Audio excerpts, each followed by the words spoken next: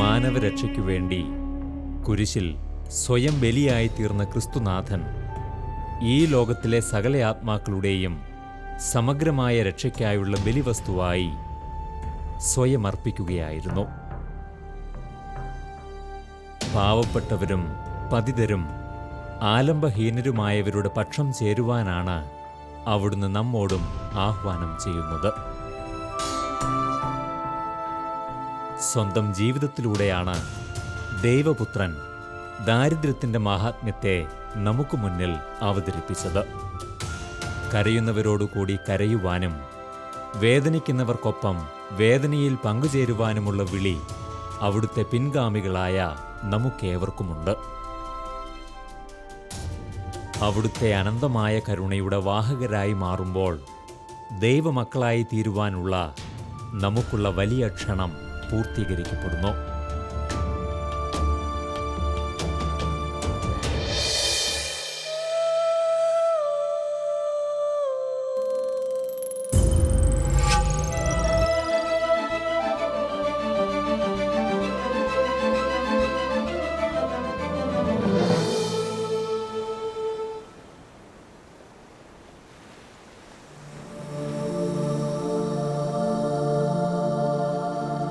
അധസ്ഥിതർക്കും അനാഥർക്കുമൊപ്പം സഞ്ചരിച്ച് ദൈവമക്കളായി അവരെ വളർത്തിയെടുക്കുന്നതിനുള്ള ദൗത്യം ഒറ്റയ്ക്ക് ഏറ്റെടുത്ത മഹാനായ താപസൻ.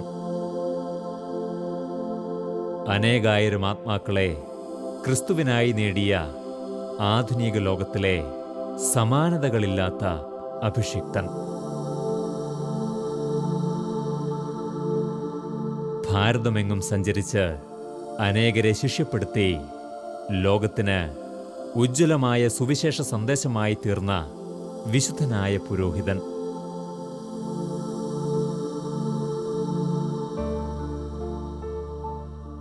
ബഹുമാനപ്പെട്ട ജോർജ് കുറ്റിക്കൽ അച്ഛൻ ഈ ലോകത്തിനു മുന്നിൽ അദ്വിതീയനായ ഒരു ആത്മീയ പ്രതിഭയാണ്. വാക്കുകൊണ്ടും പ്രവൃത്തി കൊണ്ടും മാതൃകകൾ കൊണ്ടും ക്രിസ്തുവിന് സാക്ഷ്യം വഹിച്ചു മുന്നേറുന്ന അദ്ദേഹം സവിശേഷമായ തേജസ്സോടെ നമുക്കിടയിൽ ജീവിക്കുന്നു. MCBS സഭാംഗമായ ബഹുമാനപ്പെട്ട കുറ്റിക്കൽ അച്ഛൻ താൻ രൂപീകരിച്ച ആകാശപ്പറവകളുടെ കൂട്ടുകാർ എന്ന സമാനതകളില്ലാത്ത കൂട്ടായ്മയിലൂടെ ഇന്ന് ലോകപ്രശസ്തനാണ്.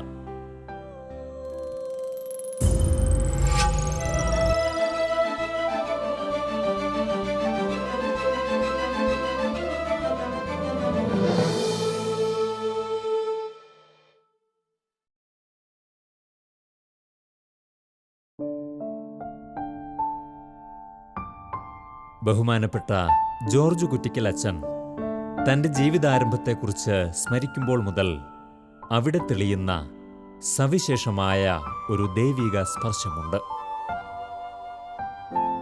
എക്കാലവും സമൂഹം വിസ്മരിച്ച ഒരു വിഭാഗത്തിനു വേണ്ടിയുള്ള കർമ്മരംഗത്തേക്ക് അതുല്യനായ ഒരു പടയാളിയായാണ് താൻ ഗർഭത്തിൽ ഉരുവാക്കപ്പെട്ടതെന്ന് അദ്ദേഹം തിരിച്ചറിയുന്നു. ഒരു പ്രത്യേക സാഹചര്യത്തിൽ കണ്ണീരോടെ തന്നെ ഈ ലോകത്തിലേക്ക് കൈനീട്ടി സ്വീകരിക്കുവാൻ കുടുംബാംഗങ്ങൾക്ക് ഇടവന്നതിനെ വലിയൊരു ദൈവനിയോഗത്തിൻ്റെ അടയാളമായി അദ്ദേഹം ദർശിക്കുന്നു. നീ നിന്റെ അമ്മയുടെ ഉദരത്തിൽ രൂപം കൊള്ളുന്നതിന് മുമ്പ് ഞാൻ നിന്നെ അറിഞ്ഞു, നിന്നെ ഞാൻ സ്നേഹിച്ചു. മജ്ജയും മാംസവും രൂപപ്പെട്ടു വരുമ്പോൾ ഞാൻ നിന്നെ കാണുന്നുണ്ടായിരുന്നു എന്ന ദൈവവചനം എൻ്റെ ജീവിതത്തിൽ നിറവേറിയത് വിസ്മയകരമായ വഴിയിലൂടെയാണ്. എൻ്റെ അമ്മച്ചി കുറ്റിക്കൽ പുത്തമ്പരയിൽ അപ്പച്ചൻ്റെ PC ജോസഫിൻ്റെ ഭാര്യ, കരുവാറ്റ പ്ലാപ്പുഴ കുഞ്ഞച്ചൻ്റെയും ഔസേപ്പച്ചൻ്റെയൊക്കെ പെങ്ങൾ എന്നെ ഗർഭിണിയായിരിക്കുമ്പോൾ എൻ്റെ ചേട്ടൻ കുസൃതിയായിട്ട് ഓടിയപ്പോൾ അപ്പോൾ വലിയ കുഴിയിൽ ചെന്ന് വീഴാൻ സാധ്യതയുണ്ടായിരുന്നുകൊണ്ട് ഗർഭിണിയായ അമ്മ പുറകെ ഓടി.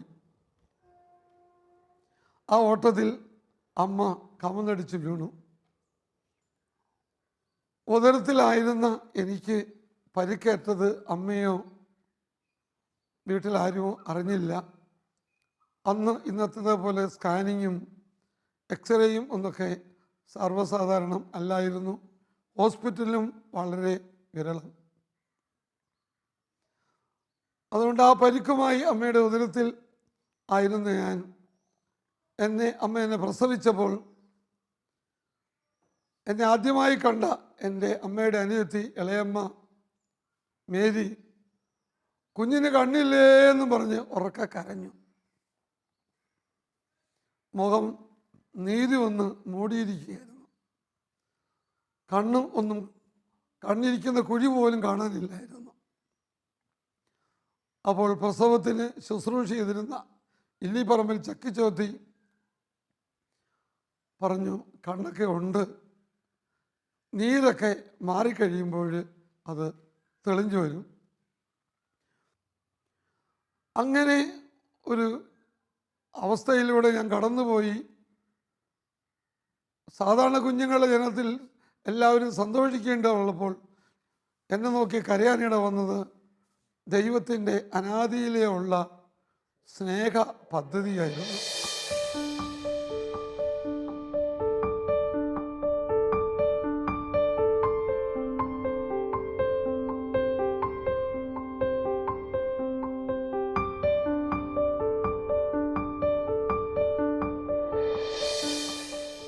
തൻ്റെ ജനനകാലത്തിലെ പറഞ്ഞറിഞ്ഞ അനുഭവങ്ങൾ എക്കാലവും ഗർഭിണികളോടും ഗർഭസ്ഥ ശിശുക്കളോടുമുള്ള അവാച്യമായ കരുണ അദ്ദേഹത്തിൽ നിറച്ചിരുന്നു. തുടർകാലങ്ങളിൽ എണ്ണമറ്റ സന്ദർഭങ്ങളിലാണ് സമൂഹം പുറന്തള്ളിയ അമ്മമാരുടെയും കുഞ്ഞുങ്ങളുടെയും ജീവിതങ്ങളിൽ അനാദിയിലേയുള്ള ദൈവനിയോഗവും പേറി അദ്ദേഹം സംരക്ഷകനായി ഓടിയെത്തിയിട്ടുള്ളത്. ഏതാനും വർഷങ്ങൾക്ക് മുമ്പ് ഉത്തരേന്ത്യ കൊടി മഞ്ഞിൽ മുങ്ങി നിൽക്കുമ്പോൾ, തണുപ്പിൽ പലരും മരിച്ചുകൊണ്ടിരിക്കുമ്പോൾ, ഞാൻ കേരളത്തിൽ നിന്നും മംഗള എക്സ്പ്രസ്സിൽ ഡൽഹിയിലേക്ക് യാത്ര ചെയ്തു. ഹോളി ഫാമിലി സിസ്റ്ററായ എൻ്റെ പങ്ങൾ അൻജോസ് ഉത്തരേന്ത്യയിൽ ബറേലിയിൽ UP-യിൽ വർക്ക് ചെയ്യായിരുന്നുണ്ട്.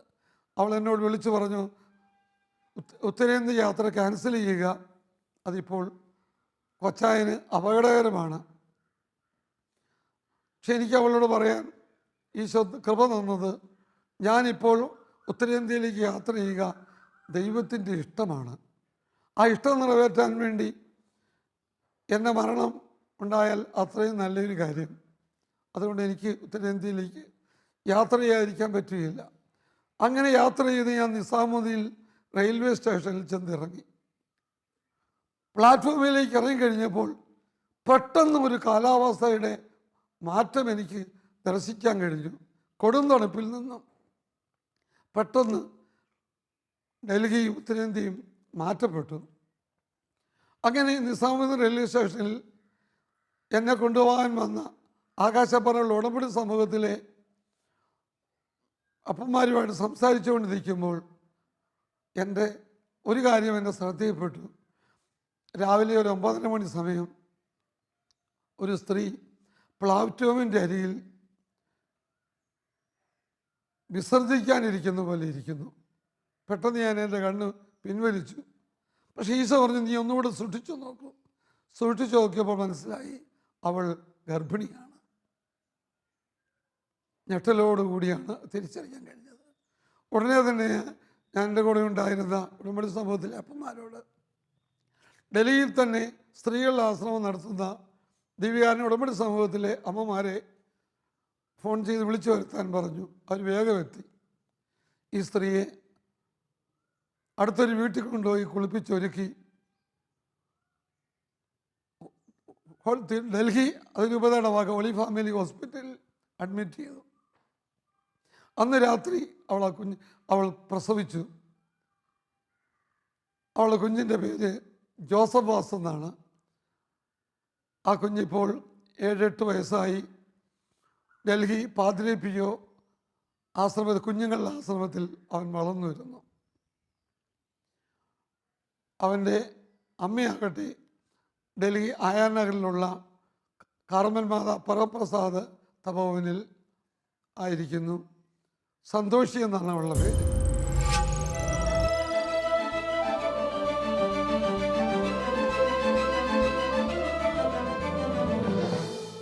കൽക്കട്ടയിലെ തെരുവോരത്തൂടെ ഒരിക്കൽ ഞാൻ നടക്കുകയാണ്. ഫുട്പാത്തിൽ മുഷിഞ്ഞു നാറിയ വസ്ത്രം ധരിച്ച ഒരു സ്ത്രീ അപ്പോൾ പ്രസവിച്ച ചോരക്കുഞ്ഞുമായി ആ ഫുട്പാത്തിൽ കിടക്കുന്നു. അന്ന് ഈ ശുശ്രൂഷയൊന്നും ആരംഭിച്ചിട്ടില്ല. ആദ്യമായി ഞാൻ കൽക്കട്ടയിൽ അന്ന് എത്തിയതാണ്. ഒന്നും എനിക്ക് ചെയ്യാൻ പറ്റിയില്ല. ആ വേദന ഇപ്പോഴും ഉണ്ട്. അപ്പോൾ ഇങ്ങനെ ഉള്ള അനേകം കുഞ്ഞുങ്ങളുടെ ജീവിതത്തിലേക്ക് ഇറങ്ങിത്തിരിക്കാൻ ദൈവം എനിക്ക് തന്ന സഹന സ്നേഹ അഭിഷേകമാണ് അമ്മയുടെ ഉദരത്തിൽ വെച്ച് സംഭവിച്ച ആഘാതവും ജനനവേളയിൽ കുഞ്ഞിന് കണ്ണില്ലേ എന്ന് പറഞ്ഞ് കരയാനിടവന്നതും സഖിച്ചുകൊടുത്ത സ്ഥാനത്ത് ഇന്ന് ഞാനും ആകാശപ്പുറമുള്ള കൂട്ടുകാരും ഇങ്ങനെയുള്ളവരെ ശുശ്രൂഷിക്കാൻ, അവരെ വളർത്തിയെടുക്കാൻ ആയിരിക്കുന്നത്.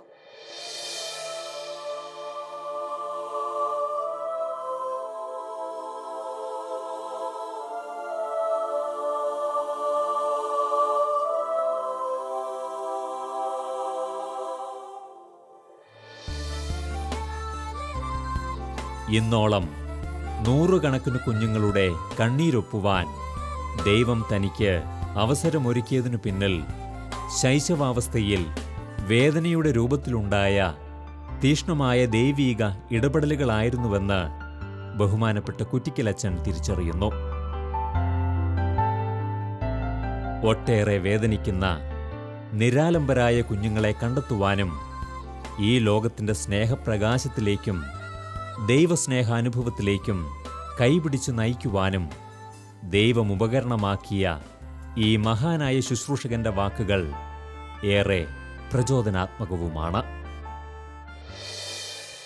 ട്രെയിനിൽ നിന്നും വലിച്ചെറിയുന്ന ഭക്ഷണ സാധനങ്ങൾ പെറുക്കുന്ന, അത് കൊത്തെന്നാണ് പറയുക കുട്ടികൾ. അതിലൊരു കുഞ്ഞു മകൻ പറഞ്ഞു ഓർക്കുന്നു, അവനെ അവൻ്റെ അമ്മ പ്രസവിച്ചത് റെയിൽവേ പുറമ്പോക്കിലെ കുറ്റിക്കാട്ടില്ല. വേറൊരു കുഞ്ഞ് പറഞ്ഞു ഓർക്കുന്നു, ഒരു പാലത്തിൻ്റെ കീഴെ ഉറുമ്പരിച്ച് കിടക്കുമ്പോഴാണ് അവളെ, ചോരക്കുഞ്ഞായ അവളെ കണ്ടെത്തി ശുശ്രൂഷ കേന്ദ്രത്തിലേക്ക് കൊണ്ടുവരുന്നത്. അപ്പം ഇങ്ങനെയുള്ള കുഞ്ഞുങ്ങളുടെ വേദനകളിലേക്ക് ഇറങ്ങിച്ചെല്ലുവാൻ, വേദനിച്ചുകൊണ്ട് ലോകത്തെ രക്ഷിച്ചവൻ, രക്തം ചിന്തി പിട സഹിച്ചുകൊണ്ടും ലോകത്തെ വിമോചിപ്പിച്ചവൻ, അവൻ എന്നെയും ഒരുക്കുകയായിരുന്നു. അവിടത്തേക്ക് നന്ദിയും ആരാധനയും മഹത്വം ഉണ്ടാകട്ടെ.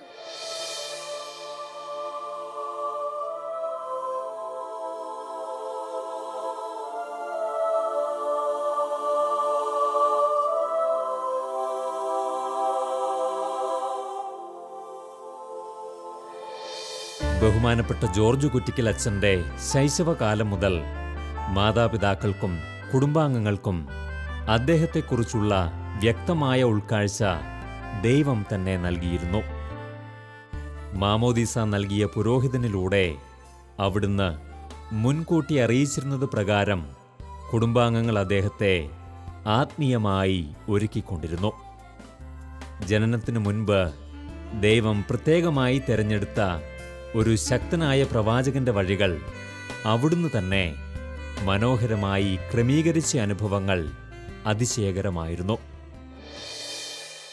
1950 ജാനുവരി 11 എൻ്റെ അമ്മ വീടായ കരുവാറ്റയിൽ പ്ലാപ്പട കുടുംബത്തിൽ എൻ്റെ അമ്മച്ചിയുടെ രണ്ടാമത്തെ സന്താനമായി ഞാൻ പിറന്നു വീണത്. ജാനുവരി 19 ആയിരുന്നു എൻ്റെ മാമോദീസ. കരുവാറ്റ നെല്ലുവേലിയിൽ അവതച്ചനും അവതച്ചൻ്റെ സഹോദരനായ കുട്ടിച്ചായൻ്റെ ഭാര്യ മറിയാമ്മയുമായിരുന്നു തലതൊട്ടവർ. അവരെന്നെ ഈ പള്ളിയുടെ മാമോസ തൊട്ടിയിലാണ് ലേക്കാണ് കൊണ്ടുവന്നത്. അന്നത്തെ വികാരിച്ചനായിരുന്ന ഗിരിഗിരി കാട്ടാമ്പള്ളി അച്ഛൻ എനിക്ക് മാമോദീസ നൽകി. ഞാൻ ദൈവത്തിൻ്റെ കുഞ്ഞായി. കേരളത്തിൽ ചില പ്രദേശത്ത് മാമോദീസ കല്യാണം എന്ന് പറയും. ഈശോയുമായിട്ടുള്ള ആത്മീയ വിവാഹമാണത്. അന്ന് നൽകപ്പെട്ട വെള്ളവസ്ത്രം എൻ്റെ ദീപമണവാളൻ്റെ മന്ത്രകോടിയായിരുന്നു. അവൻ എന്നെ സ്വന്തമാക്കി, ഞാൻ അവൻ്റെ സ്വന്തമായി. പരിശുദ്ധാത്മാവ് തൻ്റെ ആലയമായി എന്നെ തിരഞ്ഞെടുത്തു. അങ്ങനെ തൃത്വം വസിക്കുന്ന വീടായി ഞാൻ തീർന്നു. മാമോദിസയൊക്കെ കഴിഞ്ഞ് കുഞ്ഞുമായി തലതൊട്ടപ്പനും തലതൊട്ടമ്മയും ദേവാലയത്തിന് പുറത്തേക്ക് ഇറങ്ങി വന്നപ്പോൾ വികാരിച്ചൻ മാമോദിസ നൽകി വികാരിച്ചൻ പുറത്ത് കാത്തു നിൽക്കുന്നുണ്ടായിരുന്നു. അച്ഛൻ പറഞ്ഞു, ഈ കുഞ്ഞ് ഒരു വൈദികനാകാനുള്ളതാണ്. നിങ്ങൾ അതിനനുസരിച്ച് വേണം ഈ കുഞ്ഞിനെ വളർത്തിക്കൊണ്ടുവരാൻ. അപ്പം ഞാൻ ഓർക്കുക, എൻ്റെ മാമോദിസ വേളയിൽ തന്നെ എന്നെ സ്നേഹപൂർവ്വം നോക്കി എന്നെ കടാക്ഷിച്ച് ദൈവപിതാവ് തൻ്റെ പുത്രൻ്റെ പരമപരിശുദ്ധമായ പൗരോഹിത്യത്തിൽ പങ്കുചേർക്കാനുള്ള തൻ്റെ സ്നേഹപദ്ധതി ബഹുമാനപ്പെട്ട അച്ഛനിലൂടെ വെളിപ്പെടുത്തിയത്. ആ വെളിപ്പെടുത്തൽ കേട്ടറിഞ്ഞ എൻ്റെ വല്യച്ഛൻ, അമ്മച്ചിയുടെ ആങ്ങള, അമ്മച്ചിയുടെ മറ്റ് ആങ്ങളമാർ, എൻ്റെ വല്യമ്മച്ചി, എൻ്റെ അമ്മച്ചിയുടെ അനിയത്തിമാർ, എന്നെ സൺഡേ സ്കൂളിൽ പഠിപ്പിച്ച ചെറുവേലിലെ തോമാച്ചൻ, കാട്ടുപറമ്പിൽ ചാക്കപ്പൻ, ഇവരെല്ലാം പിന്നിലുള്ള വർഷത്തിലൂടെ പൗരോഹിത്യത്തിന് വേണ്ടി അറിഞ്ഞും അറിയാതെയും എന്നെ ഒരുക്കുകയായിരുന്നു.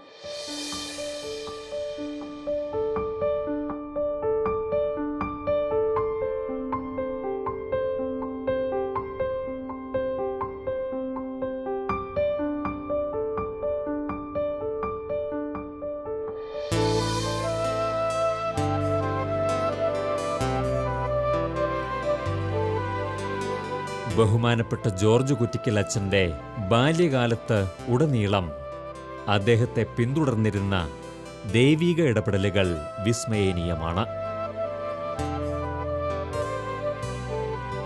നന്നേ ചെറുപ്രായത്തിൽ തന്നെ സ്വർഗീയമായ അനുഭവങ്ങളും പ്രചോദനങ്ങളും ലഭിച്ചിരുന്നത് തൻ്റെ വഴി കണ്ടെത്തുവാൻ അദ്ദേഹത്തിന് സഹായകമായിരുന്നു.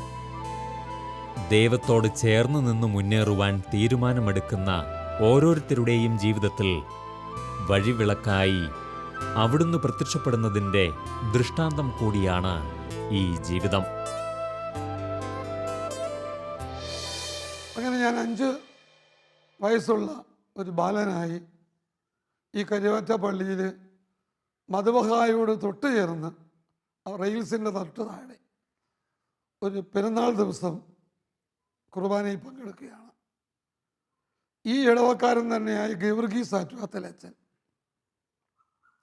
അന്ന് പ്രസംഗത്തിൽ പറഞ്ഞു, അപ്പോസ്തലൻ പറയുന്നത് പോലെ സുവിശേഷം പ്രസംഗിക്കാതെ എങ്ങനെ കേൾക്കും, കേൾക്കാതെ എങ്ങനെ വിശ്വസിക്കും, വിശ്വസിക്കാതെ എങ്ങനെ രക്ഷിക്കപ്പെടും.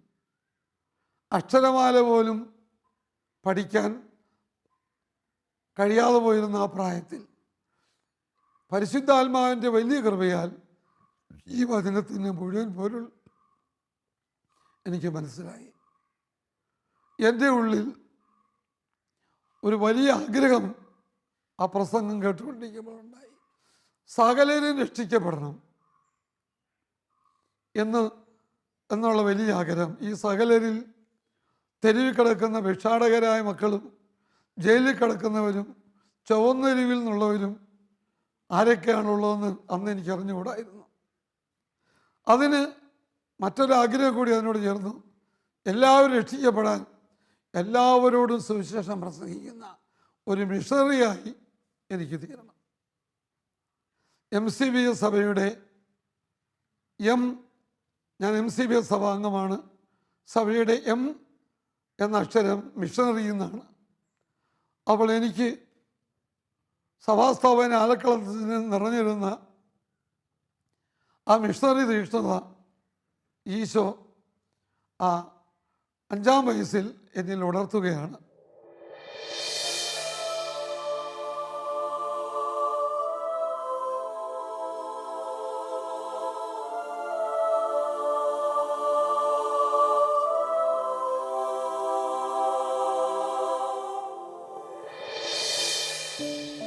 ഒരു മികച്ച ദൈവശുശ്രൂഷകന്റെ വിളനിലം ഏറ്റവും മനോഹരമായി ദൈവം തന്നെ ഒരുക്കുമെന്നതിന് തികഞ്ഞയൊരു ഉദാഹരണം കൂടിയാണ് ബഹുമാനപ്പെട്ട കുറ്റിക്കലച്ചൻ്റെ കുടുംബം. തികഞ്ഞ ആത്മീയ ബോധ്യങ്ങളും ജീവിത കാഴ്ചപ്പാടുകളും സ്വന്തമാക്കിയിരുന്ന അദ്ദേഹത്തിൻ്റെ മാതാപിതാക്കളുടെയും മറ്റു കുടുംബാംഗങ്ങളുടെയും ഇടപെടലുകൾ ആ ജീവിതത്തിൽ മുദ്ര പതിച്ചിരിക്കുന്നു.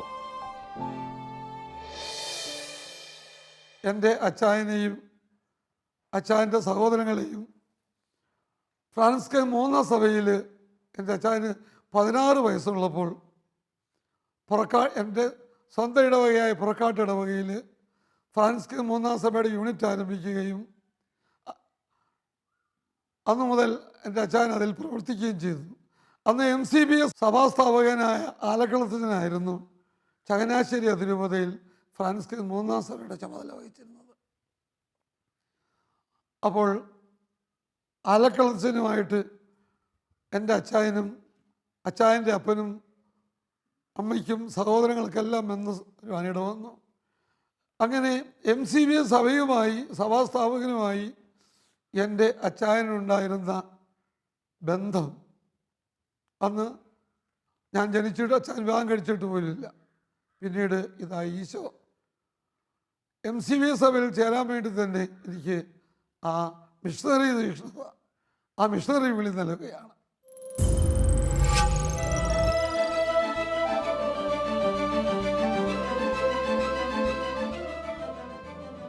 രണ്ടാമതായി എനിക്ക് മറക്കാനാവാത്ത വലിയ അനുഭവം ഈ കരുവറ്റ പള്ളിയിൽ വെച്ച് തന്നെയാണ്. അന്ന് സുറിയാനിയിലാണ് കുർബാന. ബഹുമാനപ്പെട്ട പടിഞ്ഞാറക്കരയിൽ അച്ഛനാണ് വികാരി ഈ കരുവറ്റ പള്ളിയുടെ. വളരെ ഭക്തിയുള്ള അച്ഛൻ ദൈവസ്നേഹ തീക്ഷ്ണതയാൽ ജ്വലിച്ച് കന്ദീശ ആലാഹ കന്ദീശ ഹൽസാന എന്നെല്ലാം പാടി ആ കുർബാനയിൽ കർത്താവിനെ ആരാധിക്കുകയാണ്. അതേപോലെ ഭക്തിയുള്ള കോക്കോത്ത് ചാക്കോച്ച് ചേട്ടനും കൂട്ടിനുമായിരുന്നു ചവിട്ട ഹാർമോണിയവും തിരിയങ്കോലും തമ്പേറും ഒക്കെ ഉപയോഗിച്ച് പാട്ടുപാടിയിരുന്നത്. ഈ ഭക്തി പ്രചരിമയിൽ UP സ്കൂളിൽ പഠിച്ചുകൊണ്ടിരുന്ന ഞാൻ പള്ളിയുടെ മുൻഭാഗത്തിൻ്റെ ഏതാണ്ട് പകുതി ഭാഗം വരുന്ന സ്ഥലത്ത് മുട്ടുമേ നിൽക്കുമ്പോൾ ഞാൻ സ്വർഗത്തിലാണോ ഞാൻ ഭൂമിയിലാണോ എന്ന് തിരിച്ചറിയാൻ പറ്റാത്ത ഒരു സ്വർഗീയ നിമിഷത്തിൽ എൻ്റെ ഉള്ളിൽ വലിയൊരാഗ്രഹം ഉണരുകയാണ്. ഇതുപോലെ ബലിയർപ്പിക്കുന്ന ഒരു വൈദികനായി എനിക്ക് തീരണം. അപ്പോൾ MCBS സഭയുടെ ബ്ലസ്സഡ് സാക്രമെന്റ് ദിവ്യകാരുണ്യ എന്ന ദിവ്യകാരുണ്യ വിളി കുർബാനയുടെ പ്രേക്ഷിതരും അപ്പസ്തോലരുമാകാനുള്ള വിളി എനിക്ക് ലഭിക്കുകയായിരുന്നു.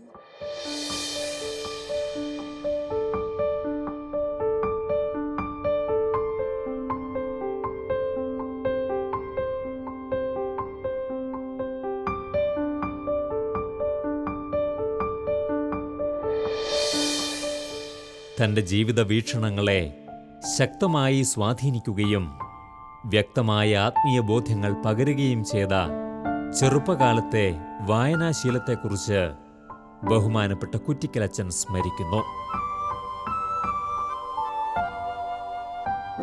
പിതാവിൻ്റെ കൈവശമുണ്ടായിരുന്ന അനേകം ആത്മീയ ഗ്രന്ഥങ്ങൾക്ക് പുറമേ ചിറ്റപ്പനായിരുന്ന ഫ്രാൻസിസ് കുറ്റിക്കൽ ശമാശൻ നൽകിയിരുന്ന ഗ്രന്ഥങ്ങളും ആ ജീവിതത്തിൽ വലിയ സ്വാധീനം ചെലുത്തിയിരുന്നു. ആ കാലത്ത് ഫ്രാൻസിസ് അസീസിയുടെ ജീവിതം തനിക്ക് വലിയ പ്രചോദനം പകർന്നിരുന്നതായി അദ്ദേഹം ഓർമ്മിക്കുന്നു.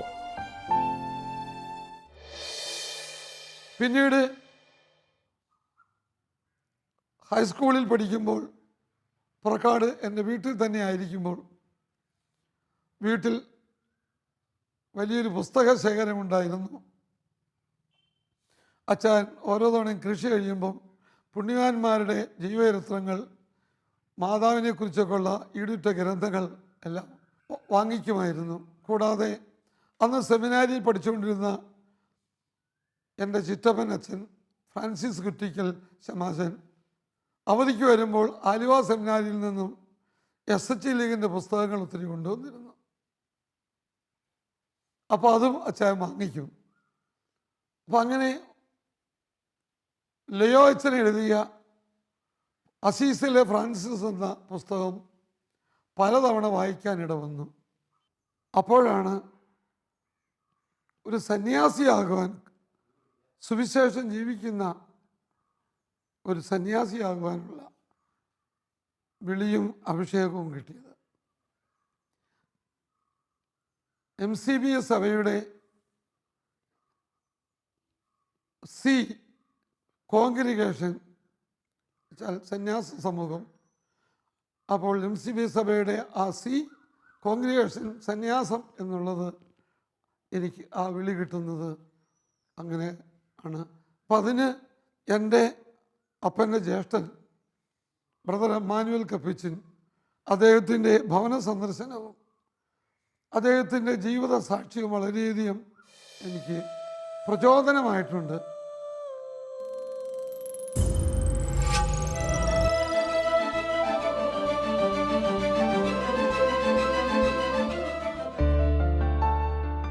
അനേകായിരം ആത്മാക്കളെ ദൈവസ്നേഹാനുഭവത്തിലേക്ക് കൈപിടിച്ചുയർത്തുവാൻ ദൈവം പ്രത്യേകമായി തെരഞ്ഞെടുത്ത ഒരു അഭിഷിക്തൻ. ആ ജീവിതത്തിലൂടെയുള്ള ഒരു തീർത്ഥയാത്ര നമുക്ക് പകർന്നു നൽകുന്ന ആത്മീയ ബോധ്യങ്ങൾ അനന്തമാണ്. ഈ ലോകത്തിനു മുഴുവൻ നിസ്വാർത്ഥ സ്നേഹത്തിൻ്റെ ജീവിത മാതൃകയായി ജ്വലിച്ചു നിൽക്കുന്ന ഈ താപസന്റെ വഴികളിൽ ഇനിയുമേറെ സ്വർഗീയ സൂനങ്ങൾ വിടരുന്നതിനായി നമുക്ക് പ്രാർത്ഥിക്കാം.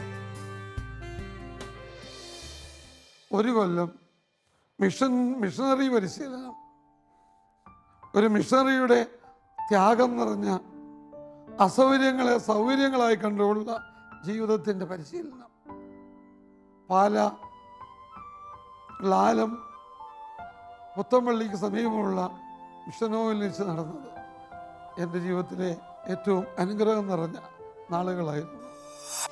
പോകുന്ന വഴിക്ക് ആരെങ്കിലും കുരുമുളകോ കാപ്പിക്കുരു ഉണങ്ങാനിട്ടിരുന്നാൽ ഞാൻ ഇതിൽ നിന്ന് കുറച്ച് വാരിയെടുക്കുന്നെന്നും പറഞ്ഞ് പോക്കറ്റ് നിറയെ കുരുമുളക് കാപ്പിക്കുരുവൊക്കെ വാരി നിറയ്ക്കും. ആളുകൾക്കത് വളരെ ഇഷ്ടമായിരുന്നു. കാരണം ആലക്കളച്ചൻ അങ്ങനെ കുരുമുളകോ കാപ്പിക്കുരുവോ വാരി പോക്കറ്റ് ഇട്ടിട്ടുണ്ടെങ്കിൽ പിറ്റേ കൊല്ലം ആ കുരുമുളക് പൊടിയാൽ അനേക ഇരട്ടിയായിരിക്കും കുരുമുളക് ഉണ്ടാകുന്നത്. കാപ്പിക്കുരു പാപികളെ തേടി വന്ന, പാപികളെ സ്നേഹിക്കുന്ന, അവരുടെ പാപങ്ങൾ ഏറ്റെടുത്ത് അതിൻ്റെ ശിക്ഷയും ഏറ്റെടുത്ത് കുരിശിൽ മരിച്ച ഈശോയുടെ മാധുര്യമേറിയ കരുണാർദ്രമായ സാന്നിധ്യമായി എൻ്റെ ഉള്ളിൽ അന്ന് അനുഭവപ്പെട്ടു.